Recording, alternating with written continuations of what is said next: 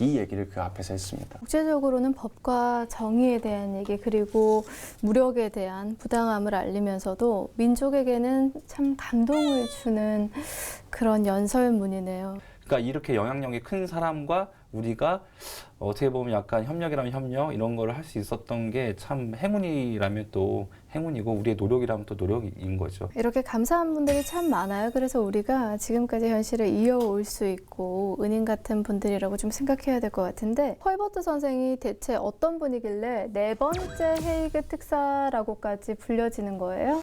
대한민국 최초로 건국 훈장, 독립운동가 훈장을 받은 외국인이에요. 외국인으로서. 그리고 고종 황제를 너무나 사랑했던 사람이었고 이분과 관련된 진짜 수많은 에피소드가 있습니다. 이 그 헤이그 특사 이후에도 좀 되게 인상 깊은 사건이 뭐가 있냐면 혹시 장인환 전명훈 선생의 어떤 스티븐슨 저격 사건이라고 들어보신 적 있지 않으세요? 교과서에 나오는 내용인데. 그냥 그 사건명 정도. 사건명 네, 정도. 기억합니다.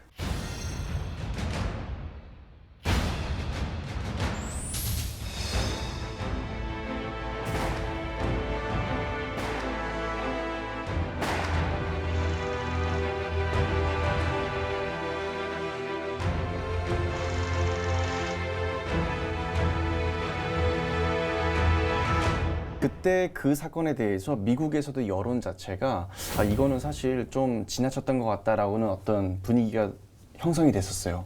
근데 그때 아니다. 이거는 당신들이 잘 몰라서 그렇다. 이 조선인들이 겪었던 민족적 차별과 이들의 어떤 이 과정을 몰라서 그렇다라면서 이들을 옹호하는 칼럼을 씁니다. 뉴욕타임즈의 기사가 나와요. 일면에. 그게 또 호머 헐버트 선생님께서 글을 써서 기고했던 거였어요.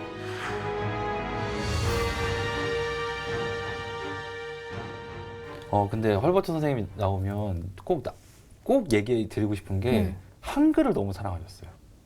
한국어도 잘하시죠. 한국어를 뭐 며칠 만에 이렇게 읽을 수 있을 정도로 공부를 하셨고 또 나중에 되면 1892년에 더 코리아 알파벳이라는 그 한글에 대한 그 논문도 쓰세요. 근데 이거를 서구 이제 미국에 가가지고 정말 세종대왕이 만든 한글의 그 우수성이 이 정도다 이렇게 또 알리는 역할도 하시거든요. 고종의 최측근이었다는 거잖아요. 어쨌든 그리고 헤이그 특사까지 그렇다면 일본의 감시를 많이 받았을 것 같은데요. 감시가 엄청났죠. 당시에 이제 이토 히로부미를 포함해서 일본 제국에서는 당연히 헤이그 특사로 또 이번에도 헐버트 선생이 갈 줄 알았던 거예요. 그래서 그들의 약간 눈이 그들의 감시가 조금은 헐버트라는 인물에게 집중 조명되어 있을 때 그때 이준 선생이 또 나갈 수가 있었던 거거든요. 그래서 그렇지만 결국 이 과정에 헐버트가 있다는 것을 나중에 또 알게 되었고 그로 인해서 1909년도에 그리고 대한제국에서 강제 추방당합니다. 그리고 40년이 지나서 1948년에 이제 대한민국의 또 단독 정부가 수립이 됐는데 그 이후엔 1949년도에 이제 광복절 행사를 보기 위해서 헐버트 선생이 이제 대한민국으로 돌아오세요. 근데 이것도 굉장히 감동적인 거죠. 근데 안타깝게도 한국에 오시고 일주일 만에 건강 악화로 돌아가십니다. 아니 한국을 그렇게 사랑하셨던 분인데 광복을 보셨으면 얼마나 좋았을까요? 그때 나이가 이제 이분이 거의 이제 90을 앞두는 이제 나이였으니까 지금처럼 빨리 올 수 없는 또 상황이었고 이제 이승만 대통령의 이제 초청으로 이제 다시 이제 한국당을 받게 되시는데 돌아가시죠. 돌아가셔서 이제 묻힌 곳이 그 양화진. 예, 우리가 알고 있는 그 양화진 외국인 묘역에 이제 묻히게 되는 거죠. 한국 땅에 묻히신 그렇죠. 거네요. 예, 근데 이분이 평소에 뭐라 그러셨냐면 나는 영국의 이제 웨스터민터 사원보다 조선 땅에 묻히길 원한다. 그리고 그 고종의 내탕금을 꼭 찾아야 된다. 이 말을 계속 이렇게 입버릇처럼 하셨대요. 그래서 그때 이제 헐버트 선생이 돌아가시고 양화진 이제 외국인 묘지에 묻히셨는데 그때 참 놀라운 게 보통 우리가 국민장이나 사회장 이런 말 들어보셨죠. 근데 보통 국민장 하면은 정말 민족의 큰 어떤 영웅이 위인이 돌아가실 때 하는 건데 이 헐버트 선생이 돌아가셨을 때 외국인 최초로 국민장, 사회장이 열렸어요. 그래서 모든 거리에 이 헐버트 선생을 어떤 추모하는 우리 국민들이 다 도열해가지고 슬퍼했던 그 일이 있습니다. 그 이준 선생의 그 사망에 대한 설도 여러 가지가 있더라고요. 네, 이제 아직도 미스테리로 남아 있죠. 네, 이준 선생님이 이제 헤이그에 온 날이 6월 25일이에요. 6.25예요. 헤이그 특사들이 이제 헤이그에 도착한 날이. 근데 이준 선생이 돌아가신 날이 7월 14일.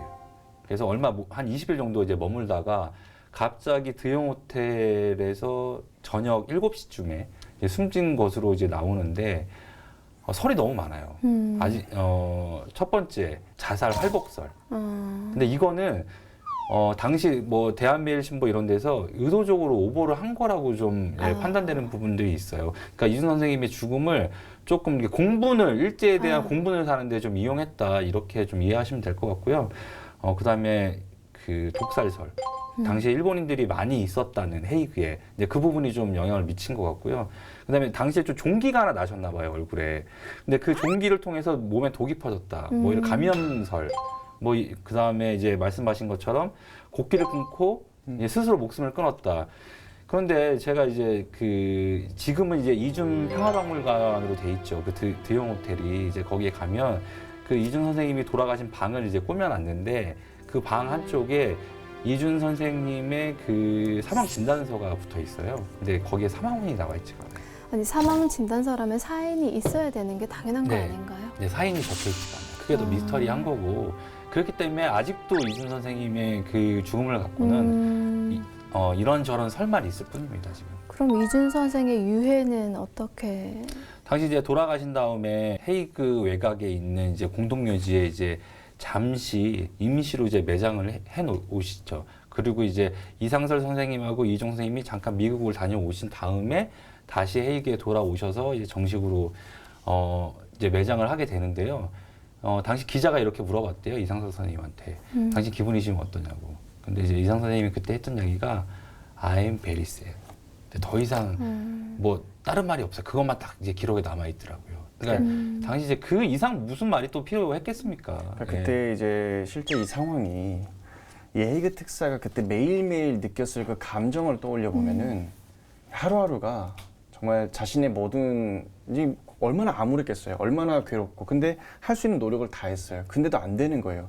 국제사회에 어떤 인터뷰도 했어요. 근데도 안 되는 거예요. 근데 하필이면 또 그 상황에 이제 이휘종 선생의 부인이 또 아파요. 그래서 급히 이휘종 선생이 또 상트페테르부르크를 갑니다.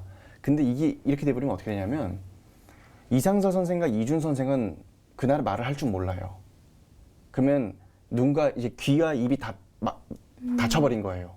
아무것도 할 수 있는 게 없어요. 그러니까 멍하니 가만히 있는 거예요. 근데 그 상황에서 할 수 있는 건 다 했어.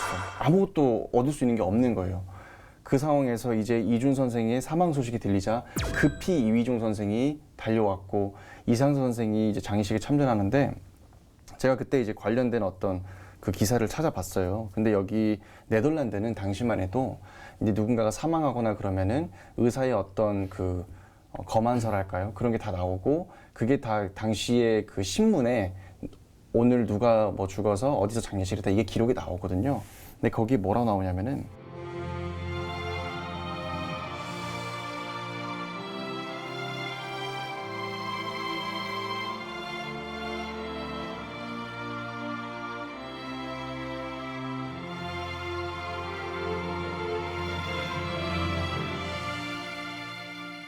그럼 이제 이상서 이휘종 선생은 그 이후에 어떤 변화를 겪고 또 이 일본이 해서는 안 될 짓을 또 하기 시작합니다. 당시 이제 이준 선생이 사망을 했잖아요. 근데 죽은 사람을 두고 재판을 엽니다. 그리고 죽은 사람에게 또 무기징역을 선고하고 사형을 선고하는 아주 그냥 몹쓸 짓을 저질러요. 두 번 죽이는 것 똑같은 거죠. 그건 해서는 안 될 짓이었죠 정말. 그래서 당시에 이준, 이상설, 이휘종 선생에게 무기징역, 사형 이런 어떤 벌석 재판이라고 합니다. 그게 실제 피고인들이 있지도 않는데 재판을 여는 거죠. 그래서 상황 자체가 이 헤이그 특사는 고국으로 돌아오는 순간 죽거나 무기징역이 되는 거예요. 그리고 그게 말이 무기징역이지 오면 또 어떤 일이 생길지도 모르잖아요. 결국 이들은 자신은 고국으로 돌아갈 수가 없게 된 겁니다. 그래서 이들이 선택한 곳은 자신들이 한 달간 같이 농사를 지었던 자신들을 지지해주고 응원해주고 기도해줬던 마을 사람들이 있는 곳 바로 신안촌으로 가게 되는 겁니다. 그래서 이상설, 이휘종 선생이 그 다음 행보가 바로 러시아 연해주 블라디보스토크로 이동해서 그곳에 있는 마을 사람들과 독립운동단체를 만들고 계속해서 의병 활동을 하는 쪽으로 이어지게 되는 거죠. 우스리스크에서 병사하시거든요. 병사하시는데 나라도 못 찾았는데 무슨 낯짝으로 조상님을 볼 수 있겠냐 해서 매장을 거부하세요. 나 화장시키고 그다음에 내가 갖고 있는 물건들도 다 태워가지고 없애라 이런 유언을 남기시죠. 그래서 그 수입품강이라고 이렇게 강이 하나 흐르거든요. 그 발해 성터가 바로 보이는 곳이에요. 그 발해 성터가 보이는 그 수입품강 강변가에 화장을 해서 이제 뿌리시게 되는 거죠.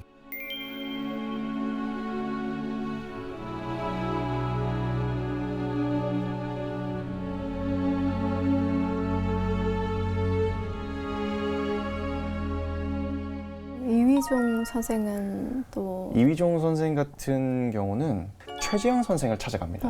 그래서 거기서 최재형, 이휘종, 안중근 이분들이 또 거기서 동의회 활동을 하면서 의병 네. 활동을 했고요. 역사가 또 그렇게 이어집니다. 예. 근데 이휘정 선생님 제일 좀 안타까운 게 이상돈 선생님 유업이라도 있죠. 어디서 돌아가신지는 알잖아요. 어디서 재로 뿌려졌는지는 알고. 이준 선생님은 또 국내로 모셨죠. 근데 이휘정 선생님은 어디서 죽었는지 지금까지도 밝혀내지 못하고 네, 있어요. 미상입니다. 확인도 안 돼요. 확인도 아예 안 네. 되고. 그냥 그 볼셰비키 혁명 당시에 적군으로 참여해서 연해주 어디쯤에서 죽었을 거다 이제 추정만 되고 있습니다.